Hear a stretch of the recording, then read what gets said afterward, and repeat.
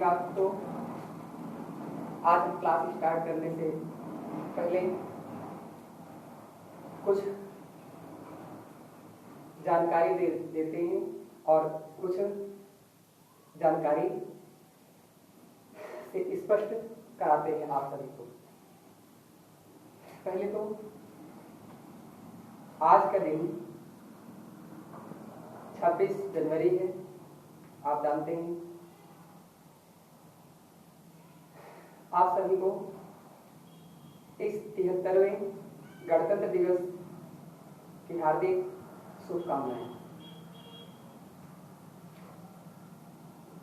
क्या आप ये जानते हैं कि 26 जनवरी मनाई क्यों जाती है और कब से प्रारंभ होती है? इसको हम आपको थोड़ा सा जानकारी देते हैं।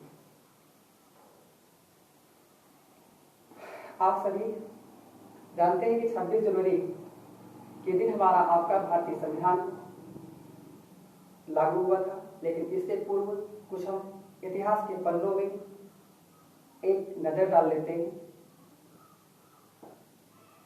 आज ही के दिन पूर्वोत्तर की रानी कही जाने वाली रानी गडेलियो, जिनका जन्म 26 जनवरी के दिन हुआ, आज इनके जन्म दिवस भी है। जिनको पूर्वोत्तर की रानी जो है हमारे आपके देश के प्रथम प्रधानमंत्री श्री पंडित जवाहरलाल नेहरू जी ने कहा था। इनके संबंध में हम आधुनिक भारत में चर्चा करेंगे। आइए संक्षेप में 26 जनवरी को देख लेते हैं। आज हम भारत में 73वां गणतंत्र दिवस मना रहे हैं। क्या आप जानते हैं गणतंत्र दिवस है क्या? तो गणतंत्र दिवस का वास्तविक स्वरूप इसके शब्द में ही सम्मिलित है। गणतंत्र अर्थात लोगों का एक समूह। गणतंत्र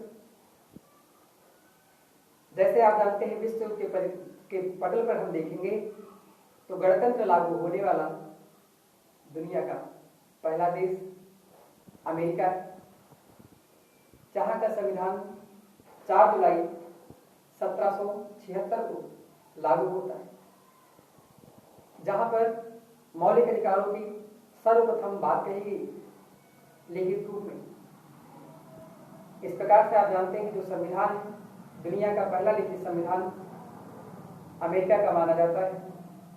लेकिन क्या आप जानते हैं संविधान की शुरुआत कहां से हुई?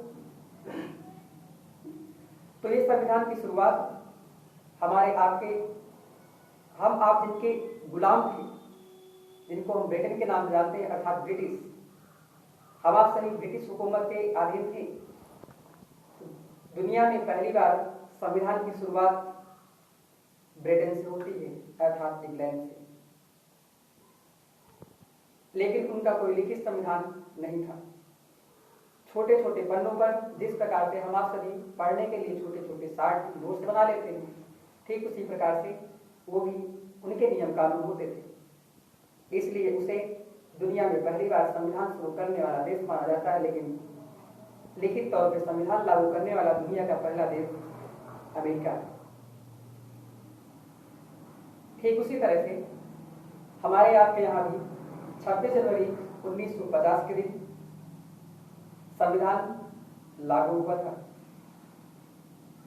जिनमें आप जानते हैं कुछ मौलिक अधिकार लागू हुए थे। और उस समय जब हमारा संविधान लागू हुआ था उसमें अनुसूचियां थी, जिनकी संख्या आपकी 8 थी, और भाग बनाए गए थे जिनकी संख्या 25 थी।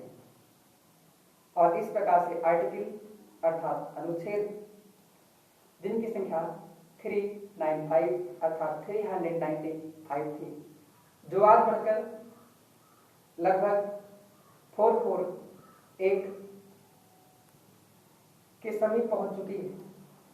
और यदि हम संविधान में भाग की बात करते हैं तो वह भाग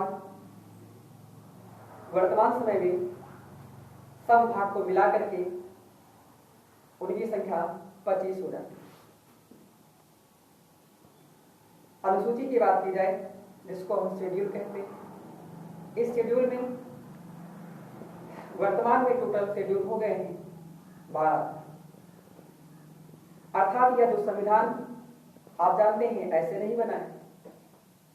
संविधान हमारा दुनिया के करीब 60 देशों के अध्ययन से बना है, अर्थात 60 देशों के संविधान का अध्ययन हमारे आपके राजनीतिक विचारकों और अन्य लोगों ने किया। जिस प्रकार से हमारा आपका वर्तमान संविधान का स्वरूप तैयार हुआ, इस संविधान को अर्थात इस अमूल धरोहर को बनने में 2 वर्ष 11 माह और 18 दिन का समय लगता है। और इसमें हमारे आपकी भारतीय मुद्रा की अगर बात की जाए तो उस समय 63,96,728 रुपए के लगभग लगी थी, जिसे हम 60 में बोल देते हैं 64 लाख रुपए के लगभग हमारा पैसा अर्थात हमारी मुद्रा खर्च हुई। ये इतना बड़ा दुनिया का लिखित संविधान बना, इसे दुनिया का सबसे बड़ा लिखित संविधान कहा जाता है। इसमें हमारी आपकी आत्माएं छुपी रहती हैं, अर्थात हमारा आपका भविष्य, पूरे देश का भविष्य इसमें सन्निहित है। और जो भूत में जो हो चुका है उनके विचार और सभी विचारकों के जो विचार हैं ये इसमें सन्निहित है। जिसमें आप जानते हैं पहली बार संविधान सभा को बनाने के लिए ब्रिटेन वालों ने एक चुनौती दी थी, जिसको हमारे आपके भारतीय लोगों ने उसको स्वीकारा था। इस प्रकार से अलग अलग क्षेत्रों से लोगों को चुन करके एक संविधान सभा का गठन किया गया था, जिसमें 389 सदस्य प्रारंभ होते हैं। लेकिन आप जानते हैं दुनिया में 2 मुल्क बन जाते हैं, भारत और एक पाकिस्तान, जो एक सोची समझी साजिश है जिसकी हम बात नहीं करेंगे। मूलतः हम संविधान पे आते हैं। तो जो हमारा आपका ये संविधान है, ये 26 जनवरी को ही क्यों लागू किया गया? प्रश्न तो उठता ही है, क्योंकि आप जानते हैं हमारा आपका संविधान 26 नवंबर 1949 को ही बनकर तैयार हुआ गया था। 26 नवंबर 1949 को ही हमारा आपका संविधान बनकर तैयार हो गया था, जो संविधान सभा के द्वारा स्वीकृति मिल गई थी, लेकिन इसे लागू क्यों नहीं किया गया उस दिन? इस प्रकार से आप जानते हैं 26 नवंबर को प्रतिवर्ष संविधान दिवस के रूप में हम मनाते हैं। तो एक विशेष प्रकार की तिथि को याद रखने के लिए, अर्थात इतिहास के पन्नों में निहित एक विशेष तिथि है जिसे हम 26 जनवरी कहते हैं। और सन की बात की जाए तो वह है सन 1930। सन 1930 में हमारे आपके देश के प्रथम प्रधानमंत्री और एक क्रांतिकारी जननायक और एक नवयुग निर्माता पंडित जवाहरलाल नेहरू, इन्होंने 1930 में पूर्ण स्वराज की मांग की थी।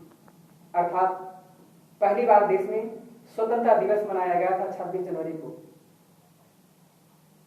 वह समय 26 जनवरी 1930 होता है, रावी नदी होती है, लाहौर होता है, जहां पर रात्रि 12 बजे के समीप हमारा देश का ध्वज लहराया गया था। इस तिथि को याद रखने के लिए 26 नवंबर को नहीं बल्कि 26 जनवरी 1950 को संविधान को लागू किया गया। यदि ऐसा ना किया गया होता तो यह दिन अक्सर इतिहास के पन्नों में ही केवल सन्निहित रह जाता। इस प्रकार से अगर हम देखा जाए तो हमारे आपके भारतीय लोगों ने इस भारत को जो वर्तमान स्वरूप है, इस वर्तमान स्वरूप को बनाए रखने के लिए अनन्य बलिदान दिए। लेकिन इस जो वर्तमान भारत का वर्तमान स्वरूप है, आप जानते हैं 73वां गणतंत्र दिवस है। हमारे आपकी तत्कालीन प्रधानमंत्री श्रीमती इंदिरा गांधी जी ने देश से गरीबी हटाओ का नारा दिया, अर्थात देश से गरीबी हट जानी चाहिए थी। आप जरा सोच करके देखिए, आपके पास देश में छोड़ो, हम आप जानते हैं राष्ट्र की परिकल्पना क्या है। राष्ट्र में अगर देखेंगे, हम आप सभी एक राष्ट्र हैं, स्वयं राष्ट्र है। तो इस राष्ट्र में अगर हम बात करते हैं तो ये राष्ट्र किसी एक व्यक्ति का नहीं, यहाँ के हर धर्म के अनुयायी हैं, हर एक व्यक्ति। लेकिन इससे अभी तक इतनी ज्यादा प्रेम हो गई है गरीबी से, यहाँ से हटने का नाम ले रही, बल्कि इसे हम अच्छे शब्दों में कहें तो गरीबी ने हमारे देश से प्रेम नहीं कर रखा है, बल्कि हमारे आपके कुछ युग प्रवर्तक, जिन्हें हम भविष्य का निर्माता कहते हैं, जो हमारे आपके द्वारा चुने जाते हैं, हम ही आप उनको बनाते हैं। लेकिन ये जो हमारा आपका भारत है, इस भारत रूपी लकड़ी को ये हमारे आपके द्वारा चुने गए भविष्य के युग प्रवर्तक दीमक की भांति चाटने की कोशिश करते हैं और लगातार चाटते रहते हैं। जो ये दीमक है, आप जानते हैं, दीमक से पूरी तरह से जिस प्रकार से देश में लकड़ियां अर्थात लकड़ी समाप्त हो जाती थी, उसी प्रकार से हमारा आपका देश भी इसी ओर ले जाया जा रहा है। ऐसी अपेक्षा हमारे आपके जो संविधान निर्माता थे उनका मानना ये नहीं था। इसलिए हम आपको ज्यादा कुछ और नहीं, कुछ और थोड़ा सा बताएंगे कि हमारे आपके 3 जननायक, जिन्हें हम क्रांतिकारी कहते हैं, सरदार भगत सिंह, राजगुरु और सुखदेव, ये 3 महान नायकों में से एक थे, जिनको बचाने के लिए हमारे आपके क्रांतिकारी, जिनका नाम भगवती चरण बोहरा के नाम से हम जानते हैं, ये भगवती चरण बोहरा जी ने इन तीनों क्रांतिकारियों को गोला बारूद आदि के माध्यम से पूर्ति की। लेकिन अंततः ये उसी गोला बारूद के बीच में झेला नदी के तट पर इनका देहांत हो जाता है, अर्थात बम फटने से इनका देहावसान हो जाता है, जो वीर गति को प्राप्त होते हैं। जिनकी पत्नी थी उनका नाम दुर्गावती बोहरा है। ये दुर्गावती बोहरा अपने पति की मृत्यु पर किसी भी प्रकार से शोक नहीं करती हैं, बल्कि उस पूरी क्रांति का नेतृत्व स्वयं करती हैं। अंततः आप जानते हैं राजगुरु सुखदेव और भगत सिंह, इन तीनों जननायकों को बचाने के लिए इस पूरा प्रयास करती हैं अंत समय तक। ये इतिहास की हमारी एक ऐसी महान नायिका है जिन्होंने अपनी पूरी संपत्ति को इन तीनों को बचाने के लिए समाप्त कर दिया था, जिन्हें हम इतिहास में क्रांतिकारियों की भाभी के नाम से कहते हैं, अर्थात इतिहास के पन्नों में क्रांतिकारियों की भाभी को मानी गई। इस प्रकार से आप देखेंगे जो क्रांति है, इस क्रांतियों की माता के रूप में अर्थात क्रांतिकारियों की जननी देखा जाए तो मैडम भीका जी कामा को माना जाता है। अब इधर आगे नहीं बढ़ेंगे, अपनी बात को हमें समाप्त करना है। इसलिए हम ये कोशिश जरूर करेंगे, जैसा कि आप जानते हैं कल 25 जनवरी थी और 25 जनवरी को मतदाता दिवस के रूप में मनाया जाता है। हम आपको इस बीती हुई तिथि से थोड़ा सा संदेश ये देने की कोशिश करेंगे कि आप भारत के इन जो दीमक रूपी भविष्य के निर्माता हैं, युग निर्माता हैं, इनको पहचानेंगे कि कौन दीमक है,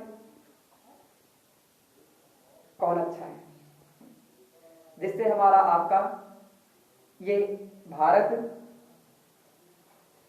जिसको दीमक की तरह चाटते चले जा रहे हैं, इसे बचाया जा सके। हमारा आपका ये देश अगर 73वां जन्म दिवस मना लेते हैं, क्या तिरंगा लगा करके, तिरंगा फहरा करके मना लेना, खुशियां मना लेना, हे मेरे वतन के लोगों, इस प्रकार के कुछ गाने या नेशनल सॉन्ग सुन करके दिन को भुला देना, क्या यही गणतंत्र है? गणतंत्र का मतलब ऐसा नहीं। हमारे आपके लोकतंत्र में हम आप जिसको चाहते हैं उसको बनाते हैं और जिसको चाहते हैं उसको मिटा देते हैं। हम आप सभी अच्छे पढ़ने वाले हैं और पढ़ करके इतिहास के पन्नों को खंगाल करके इतिहास से सीखेंगे, क्योंकि आप याद रखना, इतिहासकारों ने कहा है, बल्कि अंबेडकर साहब ने ही कहा है, जिन्हें हम भविष्य का निर्माता के नाम से जानते हैं, जो है मनु भी कहा जाता है, इन्हें संविधान का शिल्पी कहा जाता है। इन्होंने अपने शब्दों में कहा था कि जो इतिहास नहीं पढ़ता, अर्थात जो इतिहास नहीं पढ़ेगा, वह इतिहास नहीं रचेगा।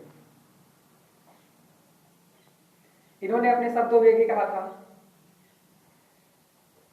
कि शिक्षा आज के समय में बहुत जरूरी है। शिक्षा इतना जरूरी है कि इसके माध्यम से हम दुनिया की हर चीज को हासिल कर सकते हैं और हर एक निर्णय को सही और गलत साबित करने की में सक्षम होते हैं। डॉक्टर अंबेडकर साहब ने कहा था, शिक्षा शेरनी का वह दूध है जिसने जितना पिया है वह उतना ही दहाड़ा है। इस प्रकार हम देखेंगे कि शिक्षा हमारे लिए बहुत जरूरी है। तो शिक्षा के लिए हम आप सिलेक्शन के लिए ही तैयारी जो है नहीं लेते। जरूरी नहीं कि आप शिक्षित होकर के नौकरी ही पा जाएं। कोशिश करेंगे, अगर कोशिश करते करते असफल भी होते हैं, तब भी हम कुछ और भी करेंगे, और जो भी करेंगे अपने क्षेत्र को नहीं छोड़ेंगे, बल्कि उसी में आगे बढ़ते चलेंगे, तो कुछ ना कुछ रास्ते में हम जरूर से जरूर अपने लक्ष्य की ओर लक्षित हो जाएंगे। तो आपको ये याद रखना होगा कि पढ़ाई करते करते हमको एक अच्छा व्यक्ति ही नहीं, बल्कि भविष्य का निर्माता बनना है। भविष्य के निर्माता हम आप सभी हैं। जो हो चले वो नहीं, जो अब हैं वो हैं। पहले हमारा देश तलवार से चलता था, अर्थात कहा जाता है तलवार के साये पर देश हमारा चलता है, जिस ओर जवानी चलती है उस ओर जमाना चलता है। इतिहास के पन्नों में हमने देखा है कि हमारे नवयुवकों ने तलवार उठाए, हथियार उठाए और अंग्रेजी हुकूमत को भारत से खदेड़ रखा। तो इस प्रकार से आप ये जानते हैं, संकल्प करिए कि संकल्प करके हम आप सभी इस देश से जो दीमक रूपी निर्माता हैं, इनको हम भगाएंगे और भगा करके एक नए भारत का निर्माण करेंगे। आप ये जानते हैं, अगर जो चीज है, अगर उसका जन्म हुआ है, अंत भी जरूर है। जो भी है, यदि वो अपनी सर्वोच्चता के शिखर को समाप्त पहुंच जाती है तो वह स्वतः ही नष्ट होने लगती है। जैसा कि आप इतिहास के पन्नों में खंगालेंगे तो मगध साम्राज्य में आपको नंदवंश मिलेगा। नंदवंश जिन्हें हम आज कहेंगे, ये दुराचारिता के सर्वोच्चता पर पहुंच गया था, जिसको हमारे आपके एक चाणक्य ने मिलकर एक निर्धन और एकदम गरीब व्यक्ति, जिसको हम चंद्रगुप्त मौर्य के नाम से जानते हैं, उसे मगध का सम्राट बना दिया। और उसने हमारे आपकी सीमाओं को संरक्षित ही नहीं बल्कि पूरे देश को अखंडित भारत बना दिया। इसी तरह आप भारत में देखेंगे तो भारत का दक्षिण भारत में आप पहुंचेंगे तो एक चोल साम्राज्य देखेंगे। वह चोल साम्राज्य जिसने अपनी सीमाओं को पूरे भारत और आज का इंडोनेशिया आदि क्षेत्रों को विजित कर लंका तक को अपने अधीन कर रखा था, जो कभी रावण की हुआ करती थी। तो ये सब आवश्यक भी है। इसके लिए सबसे पहले आज के समय में है शिक्षा, क्योंकि हम आप तलवार से नहीं जीत सकते। जरूरत पड़ेगी तलवार उठाएंगे, लेकिन अभी हम आप सभी कलम उठाए हैं तो कलम से कार्य करते रहेंगे। अब हम यहां से विराम देंगे और उसके बाद आगे की बात करेंगे। जय हिंद, जय भारत, जय मां भारती।